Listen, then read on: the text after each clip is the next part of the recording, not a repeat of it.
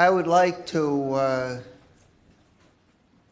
note that we're going to be doing 4 departments: internal audit, inspector general, regional collaboration, human resources, and all 4 of these could be the subject of long philosophical discussions. And I would just urge my colleagues, we just really need to focus narrowly on the budget questions. Otherwise, we're gonna be here for a very long time today and in the days to come. So I just ask for people's cooperation on that. And on that note, I'm going to call up the Director of Internal Audit, Ms. Valerie Harry.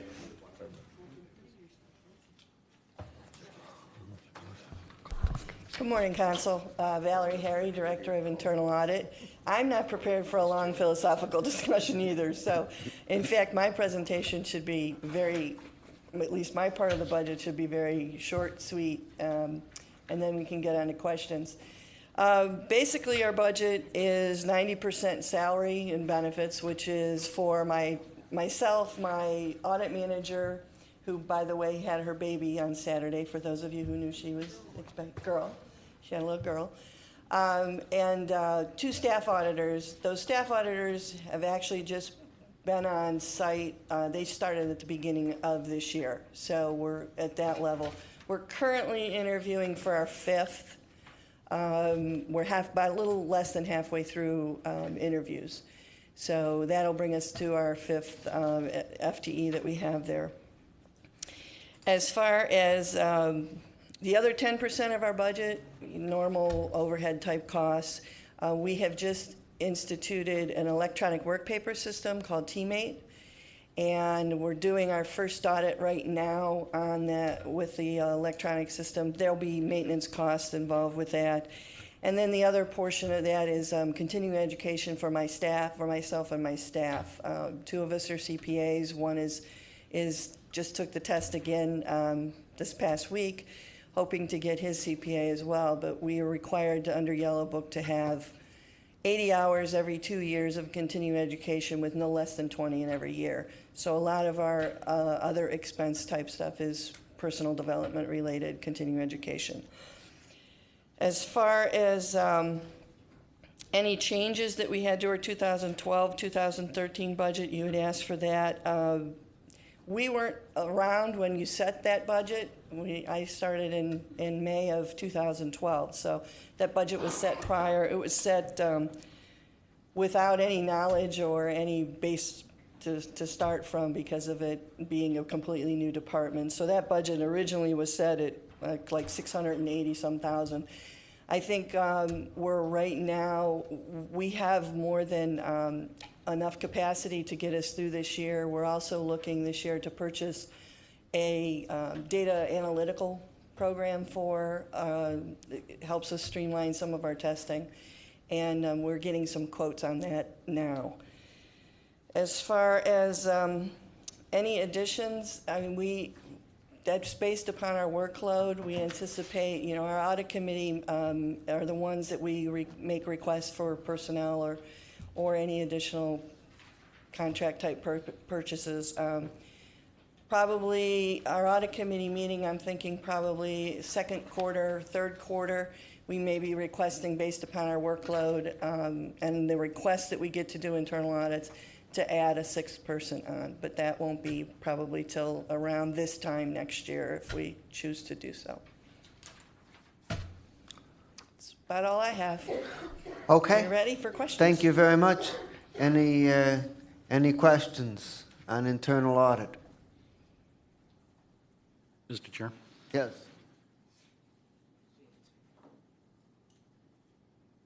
Mr. Chairman. Yes, please proceed. I'm just wondering, the expense that we have on the internal audit, does that help in reducing the state auditors at all? I mean, is there efficiencies because we're going through this audit process? Not in the short term. I think in the long term, you may see that. When we go in to do, there's a completely different focus from an external audit standpoint versus an internal audit standpoint. External, they're looking at your financial statements and whether or not your financial statements are presented fairly. So they're looking at a very high level. When we go in and do an internal audit, we're drilling down into a specific department. So they don't, if they do any testing on that department, it's going to be very high level. They may pull a few transactions. They may look at a few personnel items, but they're not looking at the detail we're looking at. We're getting down and looking at all of their cash collection points. We're looking at how they're managing grants if they have them, if they have any federal grants, some of which will fall well below the threshold of the federal schedule requirements that the auditor of state has to do. So in the long run, we may see some efficiencies just because each of the departments that we're auditing, they're making a lot of changes, they're acting upon our recommendations, they're improving their efficiencies.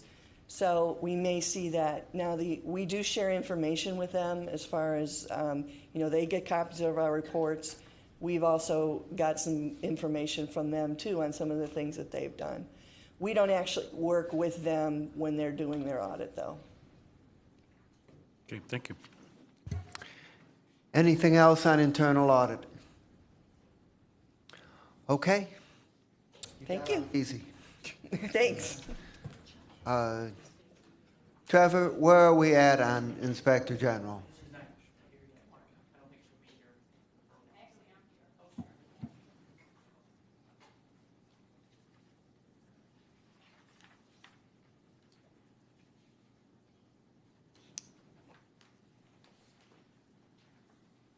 Good morning.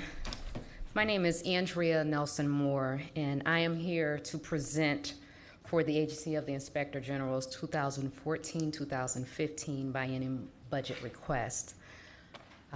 Before each of you is a memo that was prepared by our office, which illustrates the manner in which the agency will allocate the 2014-2015 funds allocated to it by the County Executive and the Office of Budget and Management. There are also additional copies of the memo for review on the table for anyone desiring to read along. As Council is aware, the Agency of Inspector General was established by ordinance on June 16, 2011, and codified in the Cuyahoga County Code on July 12, 2013. The agency investigates fraud, corruption, waste, abuse, misfeasance, malfeasance, nonfeasance, without interference from the county government. And as Council is likewise aware, I'm sure, Title V's provision, which grants the Inspector General the authority to audit, to investigate, inspect, and review operations, activities, and performances of the contracting and procurement process for the county government. Title IV likewise appoints the Inspector General as the county's ethics investigative officer and empowers the Inspector General to have authority to conduct all investigations pertaining to the Cuyahoga County Ethics Ordinance, which is now the code. As you will note on page 1 of the menu, I'm sorry, I keep saying menu, I guess I have food on my brain. Memo, section 1 is captioned as salaries. And the county exec and budget and administration has allocated a total of $509,264 for personal services.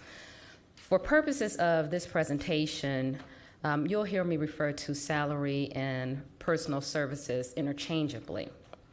Now, the chart provides an overview of the current and prior employee positions in the department, as well as their corresponding salaries for 2013, 2014, and 2015.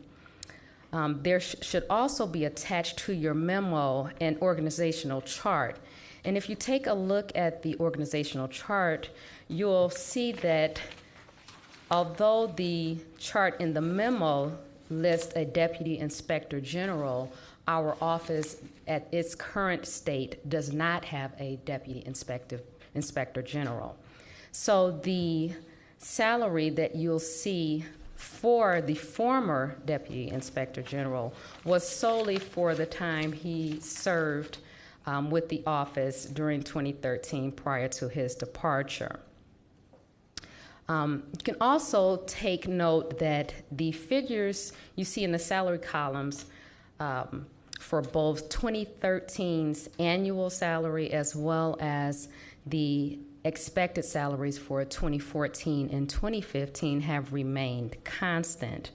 It's for this reason that the agency anticipates the cumulative salaries for the agency employees will definitely be within the amount that has been allocated for personal services by the county executive and the Office of Budget and Management. I'd like to also direct your attention to page 2. It's under Roman numeral 2 of the menu. This section is captioned as the personal benefits for current and prior AIG employees for 2013, 2014, and 2015.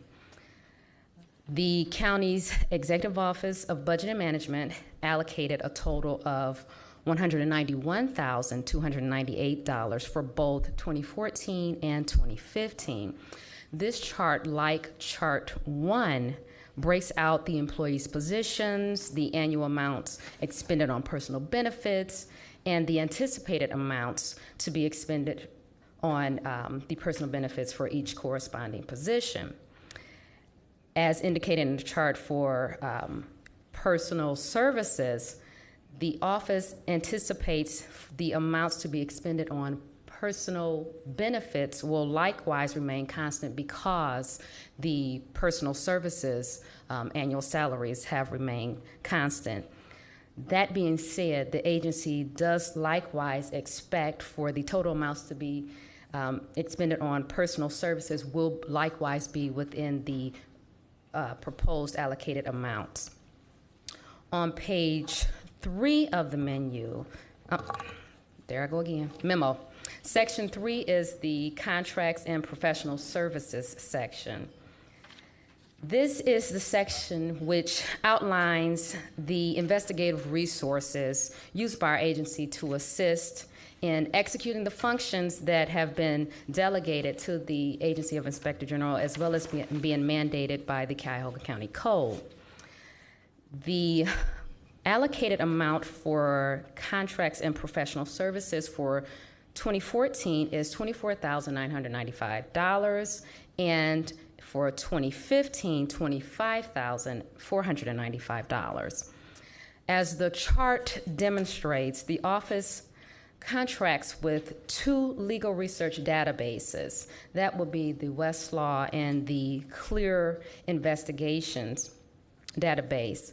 Additionally, as counsel is likely aware, the office also has a contract with a private investigator who from time to time conducts surveillance on behalf of the agency and reports his findings back to the office.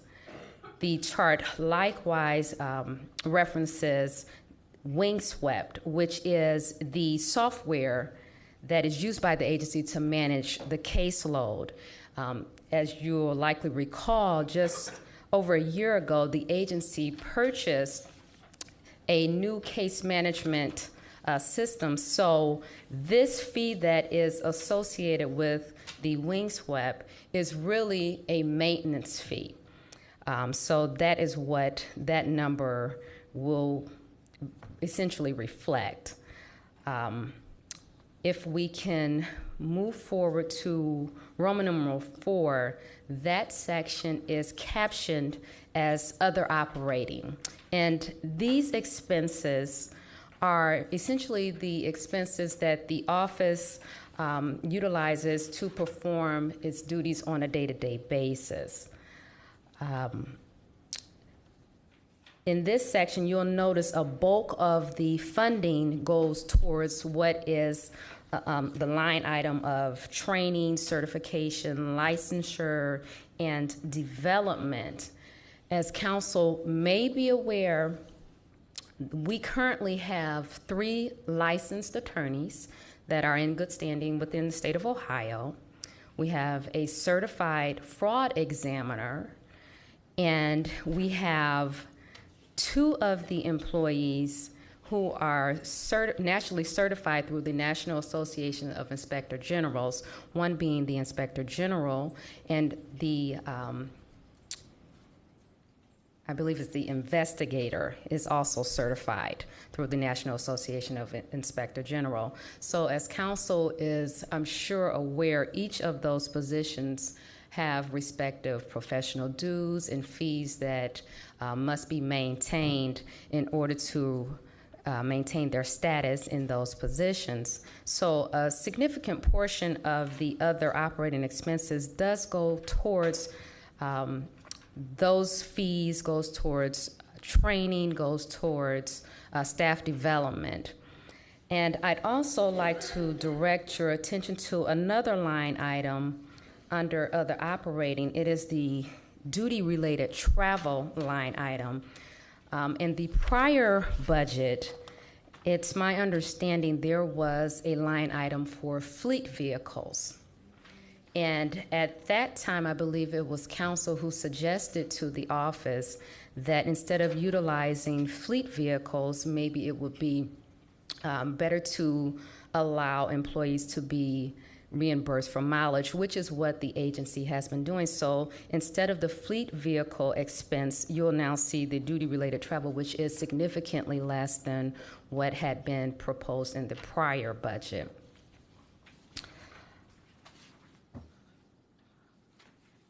On page 4 of the memo, we have the facilities, furniture, equipment, and software section.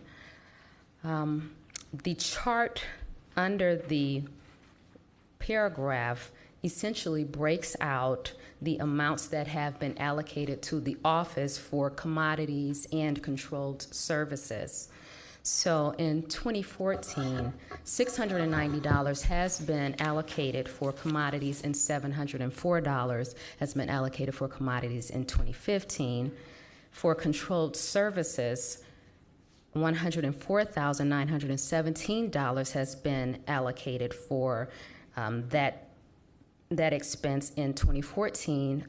And as you will notice, there has not been an amount that has been allocated for controlled services for 2015. The income section just gives an overview to council of what has thus far been collected by the Inspector General's office for vendor registration. As council is aware, the Inspector General is required to collect registration fees from lobbyists and contractors unless the contractors are somehow exempted from paying the vendor registration fee. And as the chart reflects, from the beginning of 2013 up through mid-October, the agency has collected a total of $13,600 for the vendor registration fees. And it also demonstrates the total amounts collected since the inception of the office, and that number is $159,200 that has been collected for vendor registration fees. The final page of the memo is just an overview, or it is a chart with all of the numbers put together to give council an idea of how the expenses that the agency anticipates, how that amounts and squares up with the amount budgeted and allocated for the office. At this time, the agency is very confident that the amounts that have been allocated for the agency will more than sufficiently meet the operating and the professional development and contracts and personal services and benefits sections as required for the maintenance of our office. That's essentially all that I have for the presentation, but if you have any questions, I'd be willing to answer them to the best of my ability. Thank you, and we're going to start with Council President Connolly. No questions? Okay. We have other questions, so we'll start with Councilwoman Conwell and then Ms. Simon. Through the chair, to Ms. Moore, in 2013, when I was looking in the beginning of the budget, it said third quarter budget was close to $1 million. Why does this, can someone explain why this differs from the third quarter OBM projection? And that was in the book. You know, Matt's still here, I don't know. I'm sorry, but I'm not sure which book you're referencing. I don't have Our that. budget book. Okay. The question one more time, I was, In 2013, Yes. their third quarter budget was close to $1 million, but under the third quarter OBM projection, it was different. you're looking at the header table in the book, Uh-huh. and we have a total projection of 832,000 for third quarter. That's the first number we're referencing. Ms. Conwell is referencing that the 2013 current budget is Same $994,000. budget, right, and that's the approved budget. They're projecting to spend 832 in 2013. And if you turn to page Roman numeral 631, where we talk about third quarter update, just provide you some basic information on the projection for Inspector General in 2013. And they have about $161,000 surplus. Mm-hmm. I think a lot of that's probably in, I don't think it's staffing, is it? Staffing surplus. So we had crafted a budget in 13 and assumed a certain level of personal services. They're going to be below that. So they have some vacancies that aren't utilized right now. So if you look at the 14, we jump ahead to the recommended budget, that's more in line with the expectation of what they should need to accomplish their mission in 14. And I believe in the first part of the book, also by 2015, the budget drops down a little over 220,000. Do you know what the result Yeah, of this that's, drop is? you're going to see that in some of these, for the agencies that will eventually be moving to the new headquarters, and you'll see this in other instances. So take the fiscal office, inspector general, executive council. Right now, because you're in county, if you are in county space, you'll have that space maintenance charge line built in your budget. When we go to the headquarters, because it's a leased building and it won't be county owned or maintained, you're going to see those 14 and 15 budgets decrease by that item, because we'll remove that allocation, because the new headquarters is actually going to have a consolidated budget, which includes the lease and the maintenance and everything else. So by and large, as a general statement, when you see that drop in departmental budgets from 14 to 15, in almost every case, it's going to be related to the restructuring of how we carry our space costs. Thank you. And then just to confirm, the answer is right in front of me. I know I'm looking at the table in the middle of the page, but it's unfilled vacancies is the main factor in their budget surplus projected for 13. If I could just follow up, is that why the controlled services have gone up for 2014 as well? It varies department by department, Councilman. We're in this interim mode where some agencies are staying in own space, some are shifting to lease space temporarily, where we'll have a lease cost instead of space cost, so it depends on the agency. And I was speaking directly to this department from $58,000 to $104,000 for 2014. Based on the share of space they're utilizing this year, so it probably changed from 12 to 13 if they grew in staff and square footage. And this is all going to be in flux as this next year and a half, we're really changing the overall strategy of buildings, especially moving a good deal of county administration, the headquarters. You're going to see where the costs used to be carried individually in those budgets, it's going to go away and be focused in one headquarters budget. So they're actually in a larger space now than they were in the old They probably were county. taking up less space in 12, and Public Works has been, over the past year and a half, been evaluating square footage, and that's changed. There's been some variability from 11 to 12 and to 13. So the dollars, for the most part, follow that assessment of space usage. Still, I just wanted to welcome Ms. Moore. She's newly hired to the Inspector General's agency, last hired. Could you tell us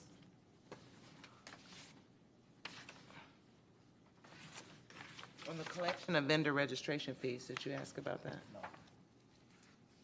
Where do the fees go? Which pot of money do the fees, once they're collected, where does that money go? And that was on your, under your facilities, furniture, and equipment. Yes, Councilwoman Conwell. At this point, there has not been a determination as to how those funds will be utilized, so I don't have that information, but I can forward that question to Inspector General Byrd, who was unable to join us today because she had a medical procedure, and I'm sure that she will get back with you. But I'll definitely make a note that you're inquiring as to how those funds will be utilized. Yeah, all council. All council, sure, Yeah. absolutely. Thank you. I can come back. Ms. Simon? Thank you. Just a question on the personal benefits that are allocated for 2014-15. What do those consist of with regard to the Inspector General? I'm sorry, ma'am. The personal benefits for 2014-15? What do those consist of? Those consist of the hospitalization, Okay, the PRS, health care, the healthcare, basic yes, the benefits. Okay, basic. nothing unusual there? Okay. Nothing unusual. Part of the that's all. package. And then I'm looking at other operating under Roman numeral 4, transcript, court documents, those went up. Why is that? Yes. A significant portion of the transcripts will likely be necessary because, as council is likely aware, the Debarment Review Board is now up and running, and a lot of the contractors who have received either notice of potential debarments or a notice of debarments will, or future people to receive those notices will likely have to pull and get court transcripts from the federal agency in order to conduct our due diligence to make a determination as to whether they should or should not be debarred. So that is a cost that we factored in, and we expect that to anticipate. Well, I'm sorry, we anticipate that will increase because, as we stated, although the county corruption trial is over, a lot of the residual is still yet to come. So that is why there was an increase in that line area. I'm going to butt in for one question, if I might, because I know Director Rubino has to leave shortly. Director, could you help us understand why the total on the summary of the agency's presentation is for $859,745, but the amount budgeted in the budget is $872,090. Do you know what? The amount we've recommended is the 872. I just saw this document today that was presented, so I'd go with our number for now. It's the number in the roll-ups and in the resolution is the 872. So the number that's presented in the book is the number we've recommended. I'm not sure what the difference is, but we can find out what that is. Ms. Moore, do you know what accounts for the $13,000 difference between your total and what's budgeted? If you are referencing the final summary number, we had initially utilized the base number from the Office of Budget and Management, and we understood that the recommended number to council was a little bit higher, but when we initially completed the memo, we were just operating off of the baseline number that we had received from OBM initially. So we confined our budget to the lower number as opposed to the higher. More or less just timing. We were wrapping up the numbers a week ago, so that's all it is. The number, the 872 is the number that's been presented as recommended. Okay. Can you determine what's different between the two and let us know? Okay, thanks. Councilman Greenspan. Great, thank you. So in the presentation, is it safe to assume that the deputy position will not be filled over the next 2 years? Because I there's no don't, budget appropriation. Councilman Greenspan, I don't want to misspeak because I actually don't know. It is a possibility that the current position that I'm fulfilling may roll into that, or it may remain the same, but unfortunately, I don't have that information. And just as I indicated to Councilwoman Conwell, I can forward that question to Inspector General Byrd and have her reply as well. Yeah, if you could do that, that'd be great, because the Sure. budget we approved does not have that position, which means it have to come back before council for a rehire. And this kind of goes into my other question, especially regarding independence. You made a number of statements that the executive and OBM set your salary or set these numbers, provided these numbers. Is that how it happened, or did you guys prepare your budget independent and submit it? I can only speak for what I've done since I've been here. If there was a budget that was submitted to OBM prior, I wasn't privy to it. So again, my presentation was based solely on the figures that I had been provided. So unfortunately, I am not in a position to answer that question for you. Okay, all right, well, Mr. Chair, on these items, we may want to bring the Inspector General back just to address the fundamental issue of an Inspector General is being able to set their own budget. And they initially. do. Going back to when we talked about how we develop the budget here at the county, and we had those initial starting point numbers, and those are presented to all the agencies, including Inspector General. And then it's their responsibility to take a look and say, do these match what our plan is for staffing? And they went through that process. So yes, we give them the starting point, but every single agency then has to make sure, based on the starting point and things we're aware of that are supposed to happen, that the budget numbers, the allocation mirrors the operational plan of the Inspector General. I think in this case it does. So we're helping start the process. But again, we get back to that refinement. All the agencies are then reviewing what the starting point is and making sure it lines up with their anticipated budget is. The same thing with internal audit.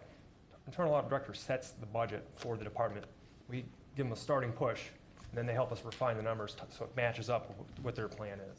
Okay, great. And there was, just to address a question that was raised regarding the fees that are charged, it was the expectation that the reason the fee was charged was not as a revenue generator for the county, but to offset expenses associated with the training, the materials, the printing of forms. So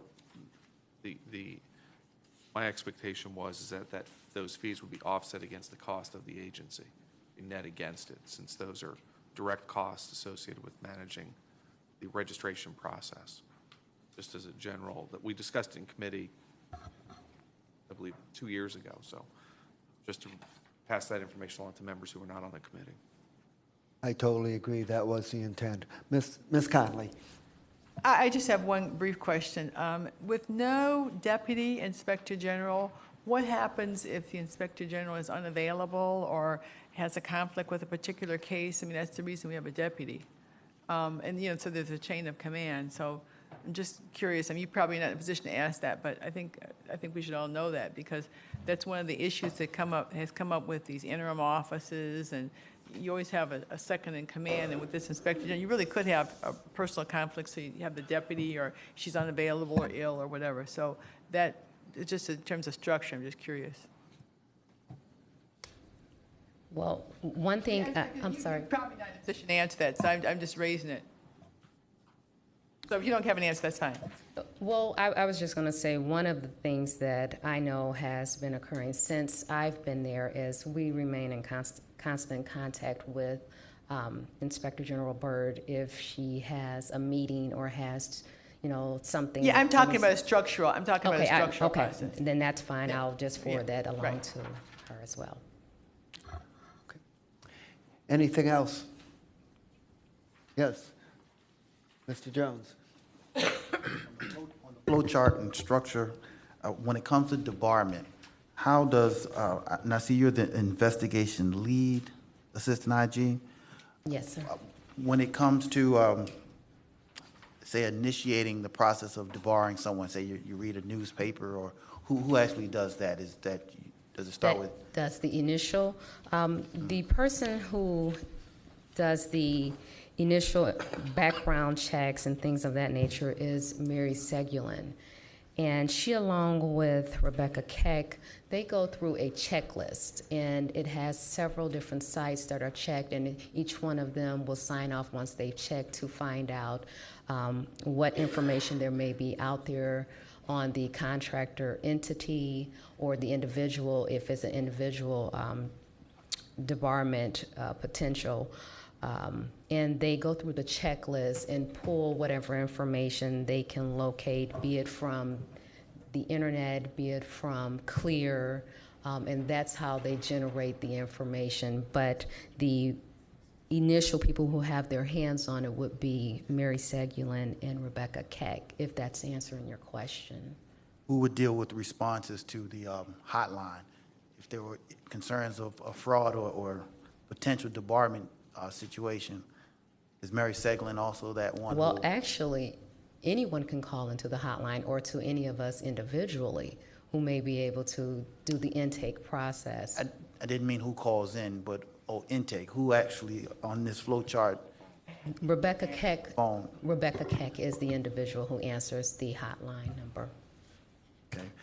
Since debarment has been in place for a year, or the board has just recently been in place, have you seen what is the volume and how is that impacting the staff? Okay, I can give you a little bit of information on the debarment.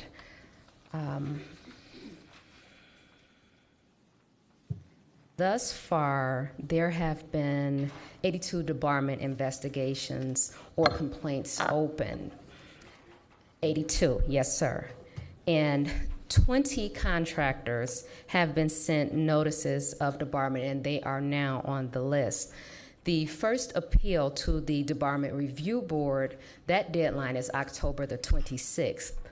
Thus far, we have not received any requests for appeals. Also, of the 82 debarment investigations or complaints that have been open, we have declined to debar 19 of the contractors, which basically means after it was opened and after the due diligence had been performed, there was a determination made not to debar the contractor entity or the individual. Of the debarment investigations or complaints that have been open, the agency still has 8 outstanding notice of potential debarment. So that's really the notice that goes out and says the agency is considering debarring you for X, Y, and Z reason. And it gives the contractor entity or the individual an opportunity to reach back out to the agency and provide whatever reasons they may have as to why they should not be debarred. And at this point, there are, as I said, the 8 contractors that are set for the receiving notices. So we're either in the process of finalizing those notices or they're soon to go out. And aside from that, we have a remainder of 35 debarment investigations or complaint under review. So we're still going through our due diligence process for that. Give me a timeline of say, when Rebecca receives an initial complaint to when a notification of debarment goes out. How long does it take to move through your pipeline? Honestly, I don't know that I can give you an exact number, but once they're opened, well, for instance, in some of the cases, the county corruption cases that had gone on, there were some whose names that we received immediately, but because they may not have testified or they may not have been sentenced, we were unable to, proceed through the process quickly. So I don't know that I can give you an exact or definitive number as to when, it moves through the pipeline, but we try to timely move them, because if they don't need to be debarred, we really don't want to put them on a debarment list. How would you characterize it in your own way, the time? Well, I've only been there for 2 months, and since I've been there, I've had an opportunity to review the notices that had previously been prepared. I don't know the timeline that has been associated with them. I haven't been there long enough to tell you that. Okay. Thank you. Councilman Rogers. Thank you. I just had a quick question. Under the key performance measures, it lists the initiated investigations and prosecutor referrals. I don't know if you have that in our budget book, but I don't know that I have that either. So, well, just for your information, you may, I don't know what classifies as initiated investigation. You know, in light of the numbers you just gave for debarment, with 82 investigations, your list here says that there were 62 investigations in total.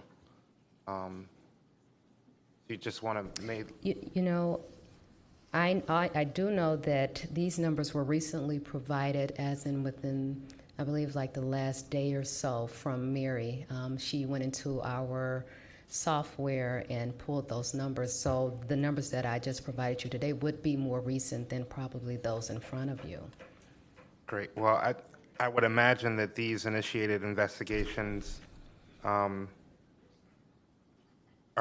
probably on individuals and not, I'm assuming that the debarment numbers are not even included in this at all, would be my assumption.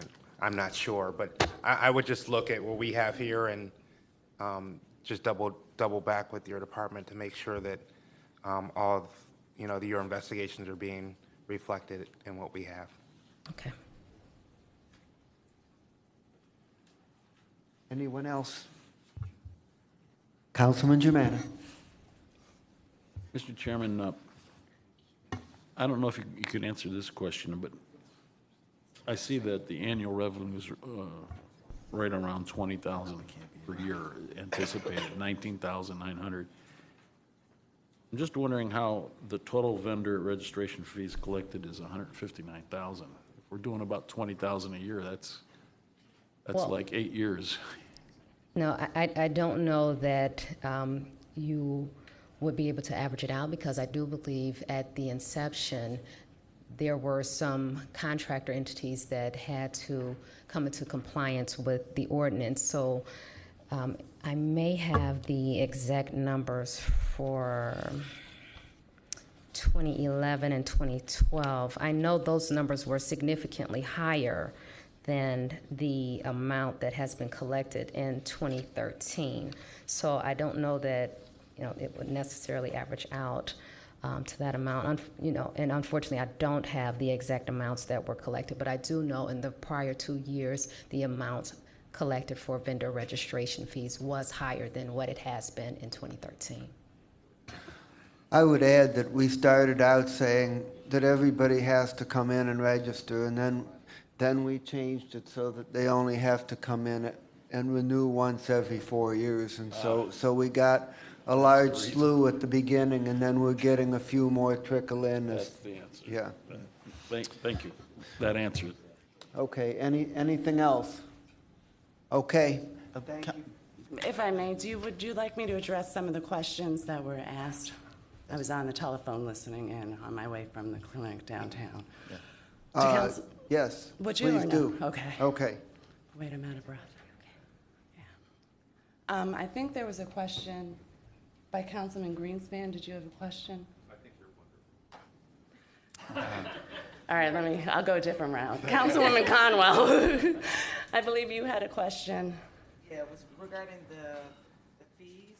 The contractor vendor registration fees and what's going on with that account? Where does the funding go? And Councilman Greenspan tried to, he stated that it doesn't go in the general fund, but where do the fees go, and is there some sort of printout of how the fees were utilized or whatever? My understanding, Councilwoman, is that, and I don't think the OBM folks are still here, but my understanding is that goes into a separate account. The fees have not been utilized, which is why we provided in the chart the collection to date. It's sort of sitting there, and my understanding was the same as Councilman Greenspan's, that those fees were to be used to offset some of the costs related to training, Xeroxing, et cetera, but it has not been touched since its inception. I tend to think I'm Do in you know how relatively much good shape. I don't know why I'm so winded from running up the stair. Do you know how much, a rough estimate of how much, this is the price, 159,000? That's how much is sitting there as of mid-October, correct. Okay, and Matt Rubino was here. I'm surprised he didn't jump on that and That's answer that definitely, is question. my understanding, 100%, is it's sitting in another in another sort of subcategory. It has not been moved, and I know we have not touched it for our budget. Initially, the fees collected is supposed to some kind of way funnel back to your organization to offset your costs. That was my understanding based on when the ethics ordinance was passed, when we were, as well as the Inspector General and Councilman Greenspan. You can correct me, or Councilwoman Sunny Simon, you were all in those meetings as well, that was part of the rationale for charging that $100 was to offset some of the costs associated with having those contractors trained and registered with our office. Mr. Chairman. Mr. Chairman. Ms. Byrd? Yes. The two other questions that were raised, one was as to whether you felt you had sufficient input as to preparing your budget, as opposed to being told what your budget would be. I do recall that question. That was Councilman Greenspan. That's an important one. Yeah, and he is correct, and Ms. Nelson Moore, who graciously stepped in for me today. No, we prepared the budget. We prepared, I think you asked specifically about the salaries and salary settings. Other than my own salary, I have set those salaries of the staff, et cetera. So we prepared the budget. We worked with, she's not here. Yeah, she's there. We worked with the OBM folks in sort of helping to understand the different allocations, but we set the figures that we thought based on the projection and helping with their numbers. But it's our budget. We take ownership of it. And also, Council President Connolly's question about in your absence, since there's no Deputy Inspector General, what do you do? And is there any plan to fill that position? And I think if I heard correctly, and I was, as I said, listening in on the telephone as I was driving in, Councilwoman Conley also spoke to if there was a conflict of interest involving myself or something, how would that be handled? As you know, Matt Hawes, how quickly we forget when they leave, Matt Hawes left our office to take another position. At that time, it was decided that we would not fill a deputy position. We also checked with the ordinance. It's not a requirement of the department that there be a deputy. So we've done some restructuring. Andrea, Ms. Nelson Moore, has stepped in as the lead investigator. If a conflict arises or anything like that, she would handle it. She and I, which I think she tried to allude to in her response, work closely together. I've been training her and filling her in on everything. If, in fact, there is going to be a deputy, I would anticipate that she would either step into that role or it would obviously go out for public posting, et cetera, and be filled. But that's where we're at now. I don't anticipate coming before this body and saying, please give me more money because I now need a deputy. That's not in the cards. Anything else? Okay. Is there anything about debarment that I can Yes. answer for you, Councilman? Okay. Yes. My understanding is you have not yet received the executive recommended budget. I have not seen that document, no. Okay. In it, it states that the initiated investigations through October 9th are 62. But debarment is at 82. Can you kind of jive those numbers for me? Those investigations that it sections is 62, and I think I provided those numbers, if I'm not mistaken, to OBM. Those are not our debarment investigations. Those are strictly investigations either based on the ethics ordinance or based on the Inspector General ordinance.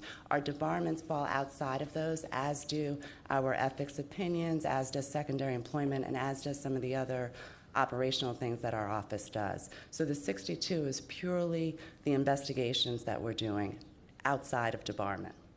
So the 62 plus the 82, how is that impacting your staff? My follow-up question was, is there a timeline that you can share with us from, say, the moment someone calls the hotline to when you actually issue a notification of debarment?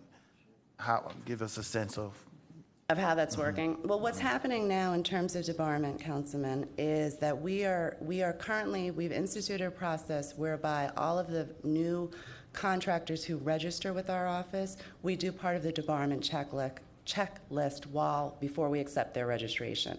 So that's dealing with those on the front end. We're also doing a back check as we have time for the 4,000 or 5,000 contractors that are currently registered with us to make sure that they as well pass the debarment review. I believe, as Councilman Greenspan said, that he's going to be looking to modify the ethics ordinance, and one of the suggestions our office has is that the contractor registration and debarment process work more hand in hand so it could be more effective. As far as, we don't really get many hotline calls, to answer you bluntly, about debarment. We do get requests from various departments within the executive staff. If that comes up, say the Director of Public Works has a question about a contractor that may be on the medical mart, as an example, we'll put that as a rush and do the background check for that sooner rather than later. So that's the process that we go through.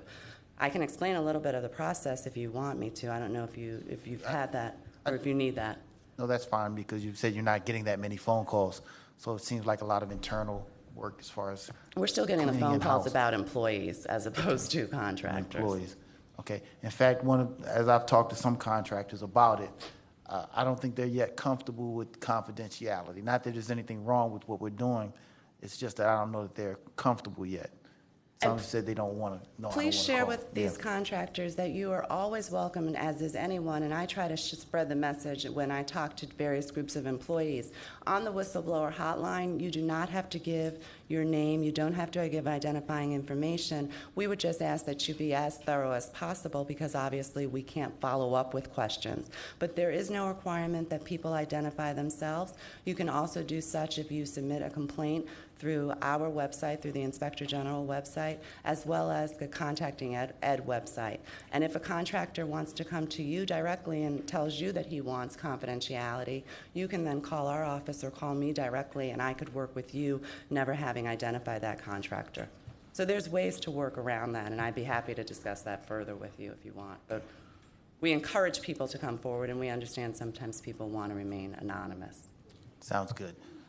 We've cleaned up working to clean up the old system and obviously make it a high-risk, low-reward proposition for misconduct in the staffing levels.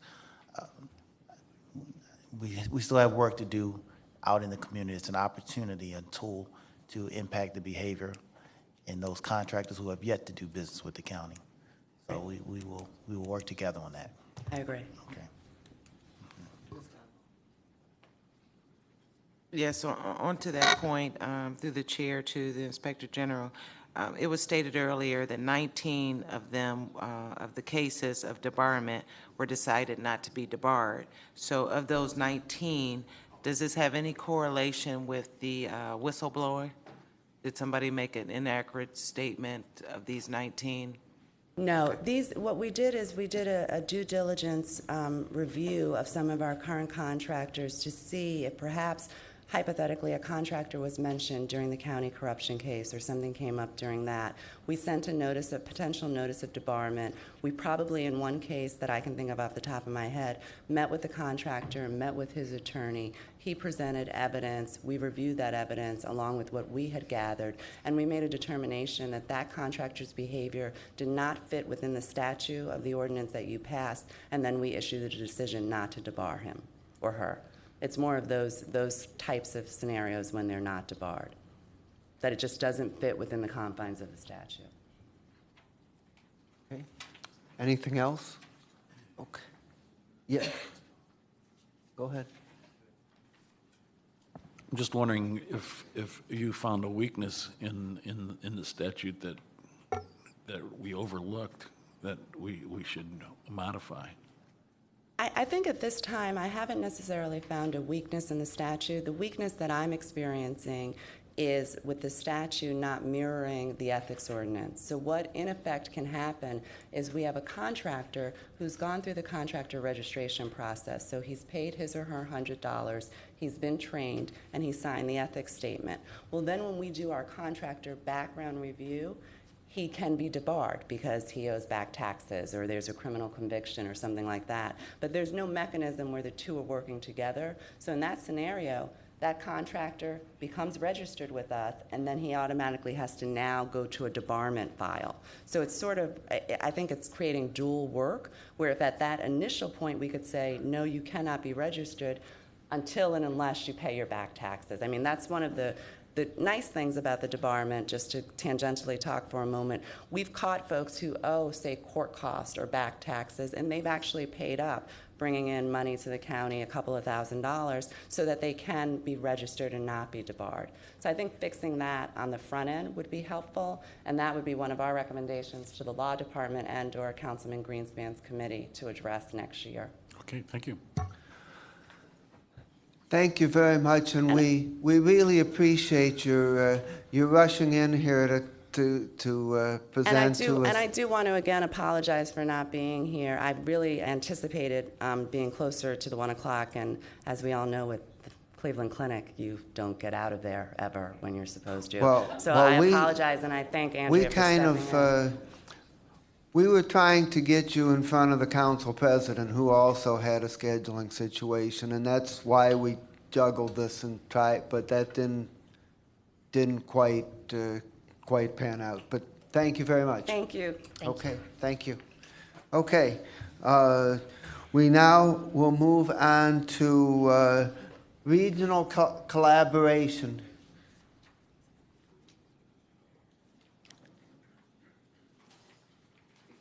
Ed Jers. Thank you, Mr. Chairman, members of council. Ed Jers, Director of Regional Collaboration. Hopefully this will be a rather brief presentation. The Department of Regional Collaboration remains a very lean operation. It's a two-person department, myself and Lindy Burt, up here. Lindy replaced Emily Lundgaard when Emily became Communications Director. So we had a gap, and you'll see a little bit of a budget variance of about $23,000. That's because Emily moved to Communications in April. Lindy came on, I believe, in August or September, or June. Okay, a couple months later. Director, so it's I'm sorry. Is Lindy not working full-time for you? Because she also does Board of Control. That's correct. Whereas Emily was full-time with, although she's on my budget, Emily was full-time, and David Merriman at the time was doing the Board of Control. So Lindy has taken up the Board of Control work and also working with me. We also have some assistance from Dan Humphrey, who is actually in the Communications Department, just helps out in a couple of small things to help meet whatever need we might have. So. But basically, our budget is almost exclusively our salaries and benefits and a small amount for expenses.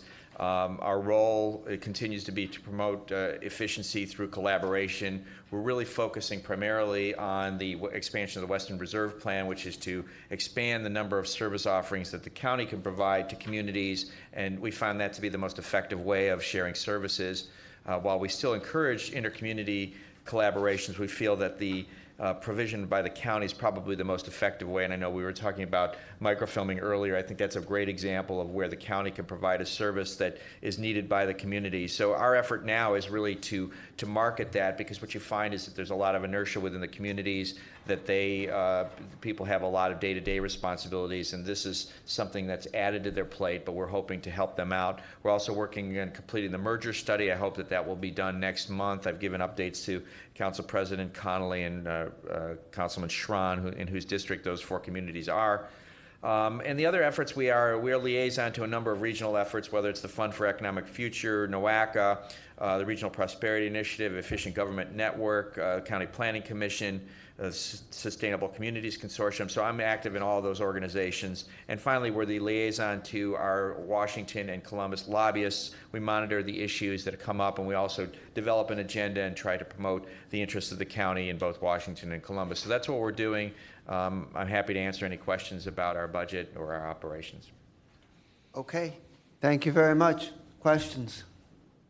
Ms. Conwell. My question through the chair to the director is, what impact has this department made in 2013? And I think you just alluded to some of those. But could you put a dollar figure to any savings your initiatives might have had? No, it's difficult to do that. Actually, that's one of the assignments that I've given to Ms. Bird. It's a difficult. What we've tried to do is a couple things. We've cataloged the number of services that we provide, which is in the range of 25 to 30. We've cataloged the contracts that exist, which is probably in the 150 to 200 range. It depends on what you count as a county service under this framework. There are some things we do, for example, the dog kennel. that we're statutorily mandated that if a community doesn't have a kennel, that we supply the kennel services through our Public Works Department. So that can be considered a service, but it's not really within the framework of what I've kind of envisioned, which is the county replacing a service that the local government has to provide, such as road striping or road repairs or sewer inspection, where we can do it more cheaply than the community. The question you ask is a good one, because what we've been trying to do is just to eventually be able to analyze how much savings there are. That will also be a very difficult process where you'll have to footnote things because, for example, healthcare benefits. If a company comes with us, will they tell us what the bid for the private company was to give them healthcare?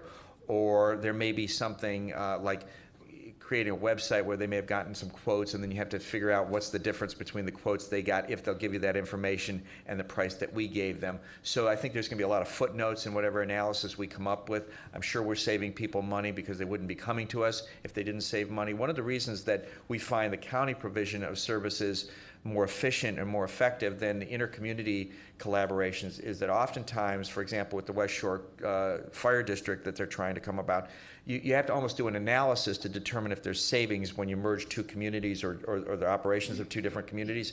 Whereas when you come to the county, you can simply say, what's the price for developing a website at the county, $8,000, for example. We know in Euclid that it might cost us $20,000 from a private vendor, so we know we have a $12,000 savings. In some of those instances, you can get a very precise amount. And so we know that there are savings going on, but whether the communities will let us know what that difference is more questionable. Or if it's a service like road striping, where they may have done it internally, are you going to be able to break out the savings? So we'll try to do something along those lines, but it's difficult. And it's time consuming. I think it's needed. I mean, we talk about savings and that we're saving in this department and what it's doing, and I think we heard in Public Works about the striping. So we hear that these conversations are going on, but I think our concern is putting a dollar figure and knowing what those savings are. I'd like to do. I challenge you to figure out a way that. Yeah, I will try to do that. I think that. To some extent, it's somewhat reassuring just the fact that communities are availing themselves of these savings, because you know that they're making those decisions based on the fact that they're getting savings. So when you see 150 to 200 contracts with the county, you know that I would think in each of those instances, the community made a decision that it was cheaper to go with the county, or at least more efficient to go with the county. And whether we can pull out the actual savings for each of those contracts is more challenging, but you can be assured, I think, that the savings are there. And Any other questions? Councilman Jones. And just to follow up, for example, the crack sealant program, we've reached out to 10 communities so far that have signed to date. We've discussed it in Public Works. I assume Bonnie was going out.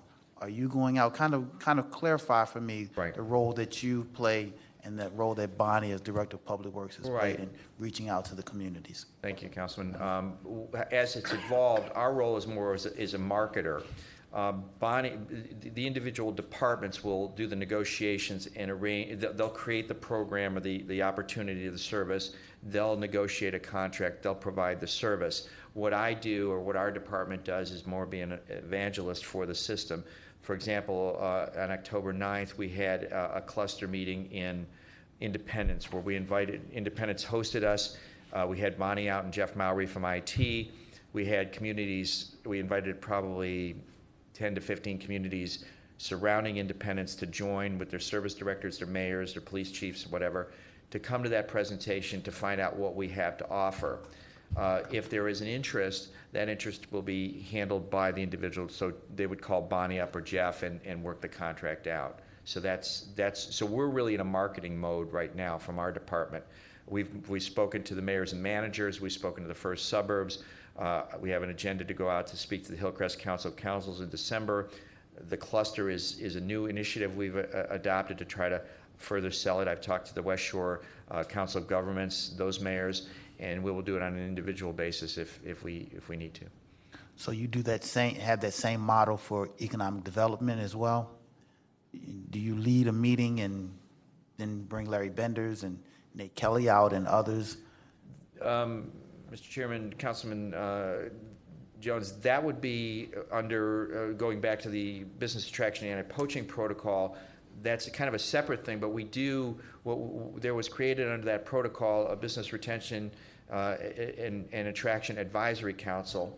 And we recently had a meeting at the Greater Cleveland Partnership with the Economic Development Directors where Larry Bender spoke, I spoke, Nate Kelly was available as well. What we're hoping to do is on an annual or biannual basis bring the economic development directors together to hear updates from Larry Benders to find out if GCP wants to contribute any suggestions that it has to the local economic development officials as to how they might improve their efforts to reach out to businesses to attract them or meet their needs. So you're right, it's a different silo within our department, but we are trying to do that as well.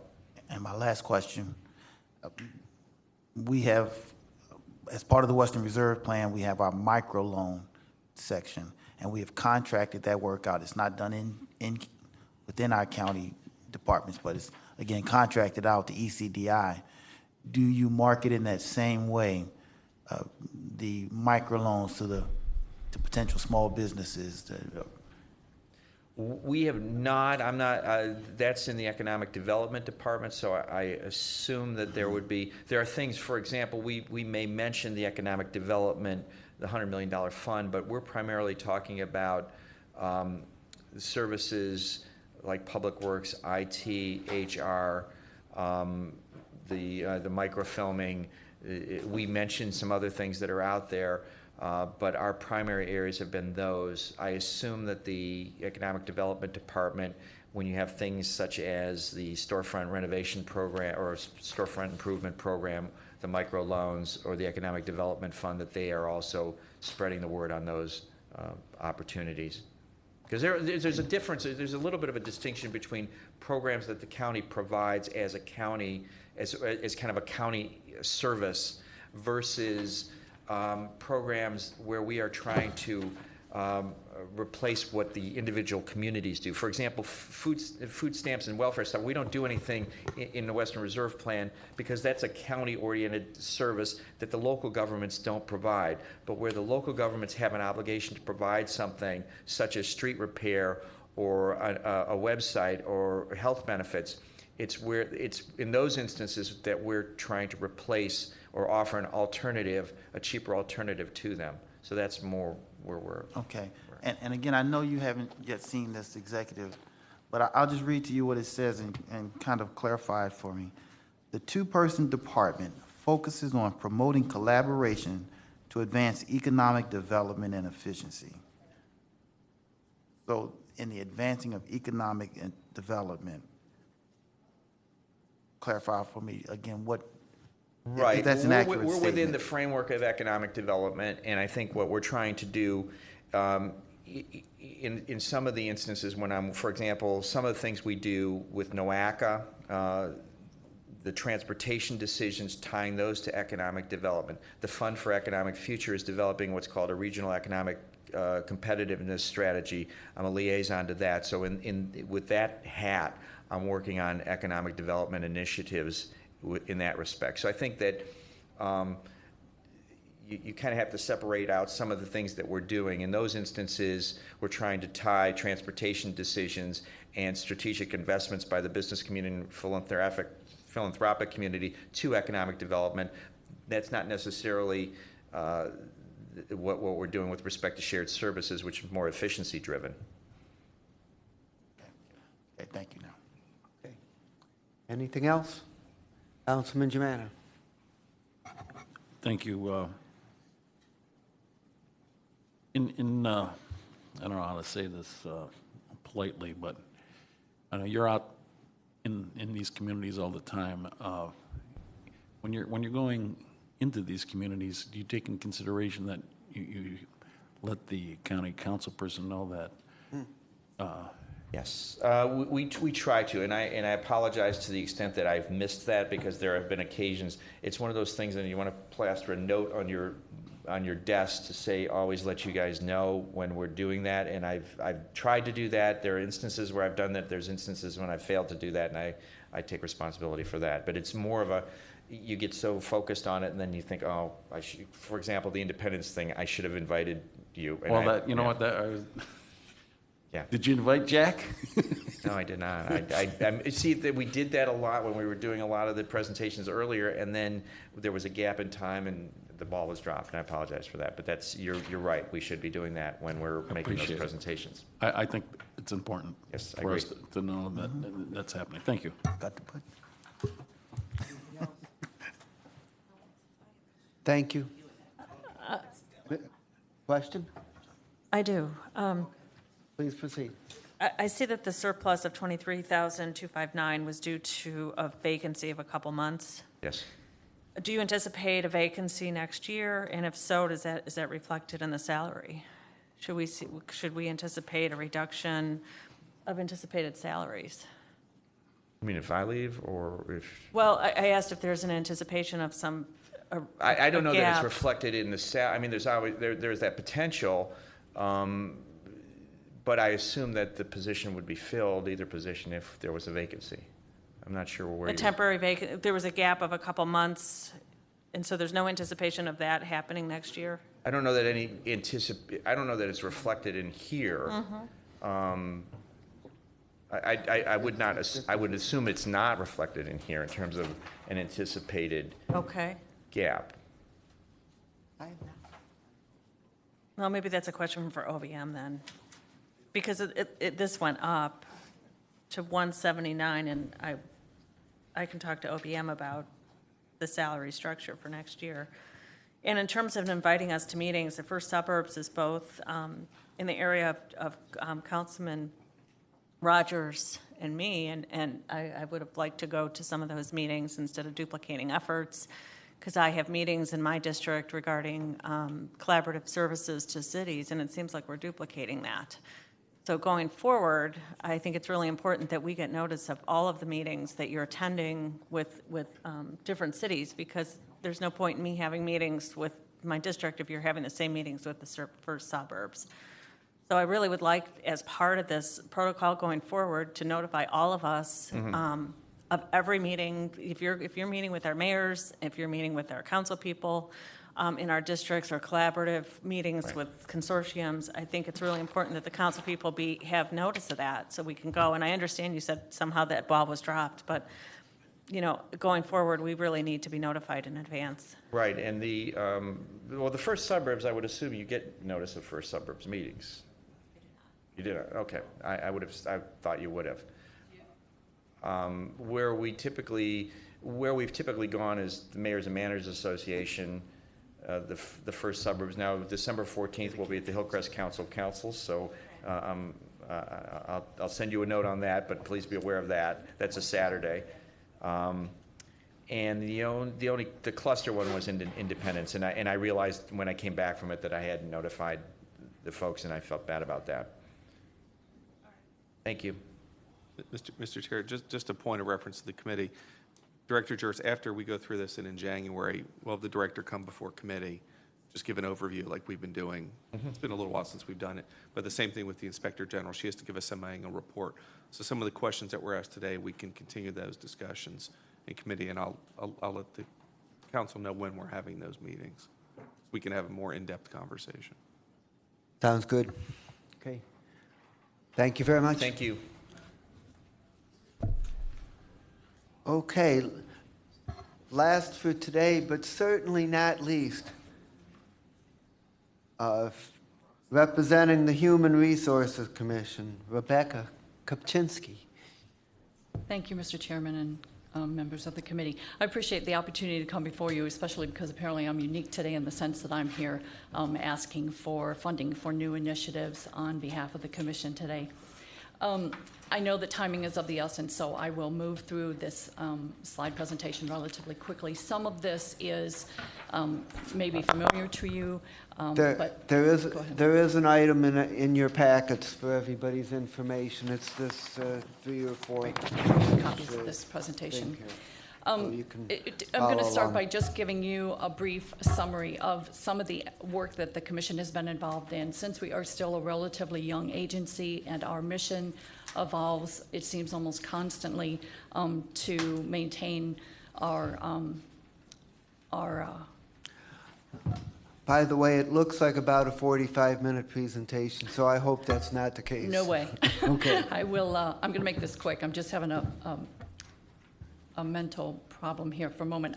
But I want to get to the parts that talk about these two new initiatives, so you have time amply to ask questions. Just to give you some background, obviously we were established by charter. Our main priority is to administer an efficient and economical system of employment according to merit and fitness. And these terms, just to clarify from the outset, when we talk about merit and fitness at the Human Resource Commission, we're talking about people's qualifications to do a job and how well they do that job. So when the executive talks about merit pay, he's rewarding people for how well they're doing their jobs. The mission and the vision of the commission has remained the same since the beginning, to ensure that the county is using best practices, professional standards, and efficient management in their human resource systems. We have remained focused in 2013 on the docket of appeals that are in front of us. There are, I think, to date about 230 appeals that have been filed with the commission. The commission has also studied and taken action on a number of proposed classifications. How many appeals did you say? 230 to date. That's what I thought. Yeah, and I'll give some more details on that in a second, but also the proposed policies that have been changed by the Human Resources Commission, or by the Human Resources Department, and obviously the proposed charter changes that we took an active role in. We are staffed with 3 full-time employees. We have myself in the position of administrator. We have a full-time coordinator whose primary duties involve managing our docket of appeals, and we have added a staff attorney this year, a full-time staff attorney. We also continue to utilize the services of 5 independently contracted hearing officers to address our appeals. Give me a moment here. Some of our significant accomplishments in 2012 and 2013. We have considered and acted upon 87 new classifications or revised classifications. We are 99% complete with the appeals that were filed in 2011, 96% complete with those filed in 2012, and about 30% done with the ones that have been filed in 2013. So we have caught up and we're making good forward progress there. The commission looked at 4 new and 26 revised human resource policies. We also oversaw, in collaboration with the Executive's Office, the compensation study done with the Archer Company for the Prosecutor and the Public Defender's Office, and again, participated in those proposed charter changes. The other initiative that we took on this year was a strategic planning process to look at the responsibilities that were articulated for the commission in the charter to get a sense of what are our priorities going forward. So out of that process, a couple of things happened. First of all, the commission identified its priorities in terms of the issues and items that had been delegated to the responsibility of the Human Resources Department, and have reached out to the executive and to the HR department to ask for updated metrics on all of these things, in particular the consistency of the performance management system, the disciplinary actions that we see in part through some of our appeals, but we wanted an overview of that, the compliance with the ethics resolutions, the ordinances, those requirements for training, quality training for employees and managers, and to ensure standardization of benefits. So, in fact, in November, at the first meeting of the commission that month, the Human Resources Director is going to be making a presentation to update them, to get them up to speed in their understanding of how these things are occurring and what the metrics are that are being captured. The other thing that came out of this planning process was the identification of a couple of initiatives. The first one is to ensure pay equity. This became a very prevalent theme in many of the appeals that came before the commission, and some of you have heard the presentation that we have made about pay equity and the commission's concerns about its commitment to fulfill that charter mandate. We know that the reorganization of employees from these outside offices was the first step toward ensuring pay equity because it got people into the right classifications. The commission has taken some study of the question, do the current strategies that are used by the county to pay the non-classified, the classified non-bargaining unit employees actually support a merit and fitness-based pay? If you look at them, they're a little bit more favorable to our longevity-based approach, which clearly contradicts a merit and fitness-based approach. And the commission is very aware that the county's salaries have not been compared to the markets for about 7 or 8 years, so that's on their radar as well. So to this end, the HRC is recommending a pay study and recommends that we hire an outside consultant to do this, to help us evaluate the current system, make recommendations about potential structure changes, and then to develop and recommend a method to actually evaluate employees' qualifications as they compare to the requirements of their job, so that there now is a basis for comparing people and their rates of pay within a given classification. We know that this is going to cost money. To hire a consultant, we're estimating about $50,000 based on some conversations we've had with people in the business who do this kind of work. But we also know that eventually there's a hook here, and that is the county may be on the back end of this, looking at making additional requests to support recommended changes that come out of this study.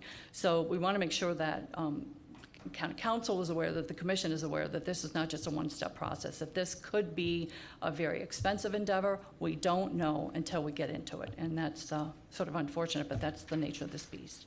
Secondly, the second initiative is that the commission is looking very seriously at its responsibility to ensure qualifications and the coordination of a recruitment for the classified positions. There are 371 of them today.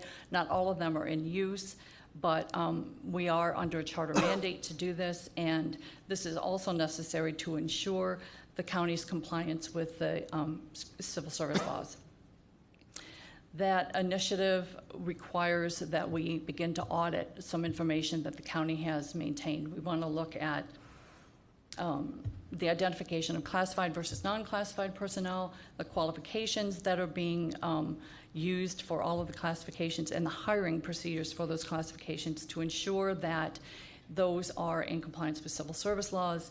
And furthermore, to begin civil service testing where it can add value to what the Human Resources Department is doing and where it's necessary to ensure compliance with those civil service laws. We recognize that this is a very new thing. This is really, we're talking about standardized testing to ensure that hiring and promotions are based on merit and fitness, and that untoward things like political influence can't come into play in initial assessment of qualifications for people who are coming to work for the county potentially. And also just to make sure that you're aware that when we talk about civil service testing, the laws were changed and broadened somewhat in 2007, I believe, to include structured interviews, assessment centers, work simulations. So what's happening right now in the county, in many of the classified positions, we know that these are the procedures that are being used. The Human Resources Department has come to us and asked us to assist them in a particular, couple of particular situations where there are classifications that are that have an extraordinarily high rate of turnover in them. There is some problematic impact of the hiring processes that are being used. So they have asked us to look into finding standardized ways of measuring and assessing an applicant pool to begin that process. So this is a collaborative effort. It is, there is a lot of ongoing discussion between our department and the Human Resources Department about how to make this work in a way that contributes to efficiencies and does not add to inefficiencies. So the second initiative, basically, we are asking for additional funding for staff. We really would like to be able to bring somebody on board internally who has the experience of the education, or ideally a combination of both, that would give us the background that we are missing right now in psychometrics, and somebody who understands, really has an up-to-date knowledge about content validation strategies, construct and criterion-related validation, so that we can do this in a way that is safe and professionally sound for the county. If we're going to do testing, we know that there is, this is a hotbed for litigation, and we want to be very careful about how we move forward with this. And also, we would need money for tests and supplies. We're projecting moving forward that we'd like to do 3 rounds of testing in 2014 for a couple of these positions that the HR department has asked us to look into. So we've done some, made an initial foray into looking at what products are out there. We have a sense of what those are likely to cost. And also, we're still very early in this process. We finished our strategic planning in August, so this is all still relatively new. But one of the things that we know is that most of the public entities in this area that do civil service testing do charge applicants to participate in those tests to offset some of the costs. So we expect that at some point in time, we will be looking at that issue seriously to decide whether or not that makes sense and whether that's a pragmatic move going forward to keep up that practice. It's very consistent across municipalities in particular in this area, and even around the state. We've talked to a number of different entities that are already doing it.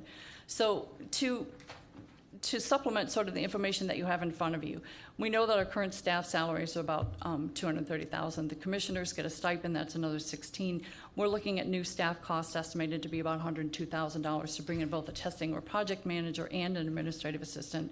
And then we know that that would add some additional costs for our benefits that you have there in your packet. Contracts and services, we're estimating that our costs for hearing services for the time being is likely to remain the same. And the reason for that is, even though we expect that the appeals that have been driven by the reorganization are probably going to drop off, we've seen that in fact.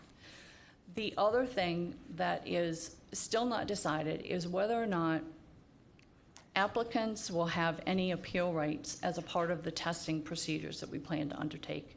And the other thing is, in the event that the county moves forward with the pay equity study, and if there are adjustments that wind up being made as a result of that, we expect that that might generate additional appeals as well too. So we don't want to do anything to mitigate our ability to be responsive to appeals going forward. We still expect that over time, as the county systems in HR become more progressive and are more efficient, that those appeals should continue to go down over time. That's our hope. I mean, ultimately, that indicates you have a more content workforce, too, which we'd like to see. Transcription services, this is just a little side note, but because of the move, we recently, we have not contracted out for transcription services in the past. We use digital recorders at all of our hearings, and we only transcribe those hearing records when an appeal goes to the next level, the Court of Common Pleas. We had been using and sharing a staff member with the Planning Commission. When the Planning Commission moved, we are continuing to use that person's services till the end of the year. But actually, that was an arrangement that was built into our sublease for the space, so it's a little funky. And we are at the point that we think it's important to be able to have an outside transcription service, only because we are scrambling to fill in some of these things to fill in order to comply with the deadlines of the court to get transcriptions, transcribed records over to the court in time. It's been a semi-efficient method of dealing with this, and we've been working with a wonderful woman at the Planning Commission, but after the first year, we will not have that available to us anymore. Advertising for tests, we expect that this is going to involve some costs that we don't experience right now. And a consultant for pay equity, again, we're asking for $50,000. The other operating, pretty much the same, except some additional estimated costs for some of the day-to-day costs that are involved with testing, and that would be scoring and things like that. Again, very early in this process, so we don't have a lot of the data, but we did sort of want to get in front of council at this point with these requests for funding, because in order for the HRC to actually fulfill its obligation under the charter, they need to move forward with these projects. So in summary, what we're asking for is I think it's about $170,000 more than what you have in front of you from OBM. And in terms of a 2015, I just think that we're at the point that we really can't even begin to estimate what some of these variables are going to be that will impact our budget going forward after next year. So I try to get done in less than 45 minutes, so I'll be happy to answer any questions. And I apologize, I know I went through that quickly, but. Okay. Thank you. Questions? Thank you. Thank you very much. Just a question on the attorney that was hired, is the attorney on board now? Yes. And is this a full-time attorney? Yes, yes. And I'd appreciate the chance to speak to that for a minute. As you can imagine, with the scope and the depth of the work that has come before this commission, our commissioners are full-time employees elsewhere with big jobs. And we brought the staff attorney on board to be an assistant to help. For example, one of the things that she does is she summarizes our appeals for the commissioners so that they can get up to speed on the issues that are in front of them without having to go through an entire record. They can look at a summary and then look at the report and recommendation from a hearing officer and be in a much better position. She encapsulates a lot of that information in her reports for them. She also does a lot of our in-house research that needs to be done that's of a legal nature. I'm not an attorney, so it was important for them to have somebody on board who could research some of the legal issues, especially when it comes to one of the projects that she's working on right now is looking at the civil service testing laws and trying to propose our own rules that we will ultimately bring to council. What's the wage for that attorney? The range? The pay range, the salary. I believe right now she's about 82.5 maybe.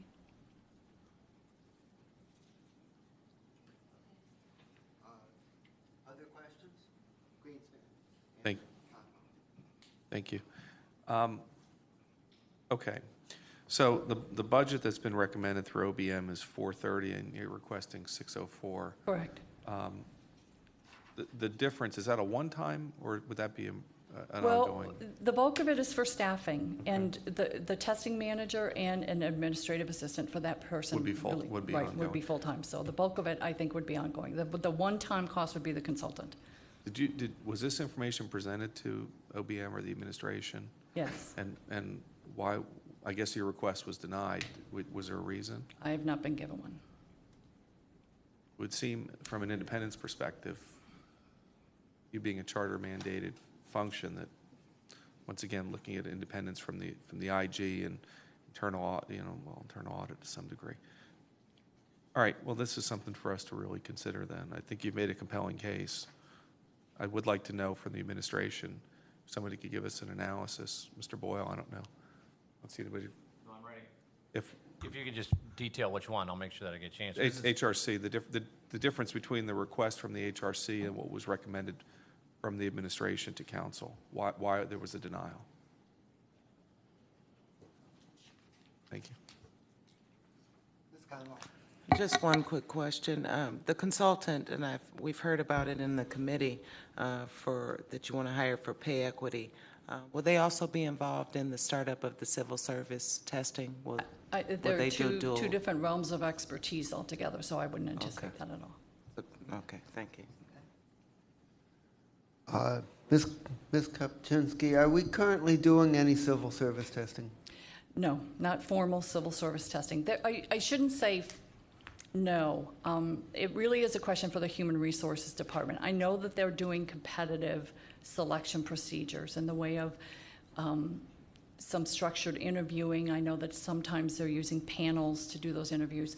What the commission really wants to do is start by auditing what is happening and looking for ways that they can contribute to what's happening in a way that lends value and efficiency. If any of you have ever worked with civil service, you know that it can be cumbersome and bureaucratic. We're really looking toward doing the most efficient thing that we can do that allows us to be in compliance with those laws. So. And what does the Ohio Revised Code say about when civil service testing is required? Well, again, and I'm going to preface it by I'm not an attorney, so I'm going to give you the layman's understanding. What it says is that basically that classified employees who are for the classified positions that are in the competitive service, that there should be some sort of competitive procedure involved. And the current laws regulate, in fact, how a process yields a list of applicants that have been certified by a commission, and the hiring choice is supposed to be done from that list. I think the commission's goal, long-term, is to look at the current laws and to find a way to make those current laws work with our mandate under the charter, which is to create an efficient and economical method of employment. So it does dictate very clearly that those competitive positions in the classified service are supposed to be hired through a competitive process. Are you anticipating giving any civil service test to existing employees, or would this just be for hiring new positions? It would be for vacancies going forward. And are you anticipating creating eligible lists? Yes. Yes. Any other questions? Yes. I just had a question regarding the possibility of charging for the test. Mm-hmm. Would that be a charge that the applicant would have to pay, or? That's typically how it's done. Again, we're very early in the discussion, so I'm not even sure that I can speak on behalf of the commissioners in terms of what their collective thinking is about this. But we know that that is a very standard practice. We're looking at some newer models. There is a program at Tri-C right now that I think is pretty innovative, and for police applicants, they actually take a regionalized approach to it that I think makes a lot of sense, and that is attractive to us, because they ask applicants to complete the three portions: the physical, psychological, and the written test for the police officer positions.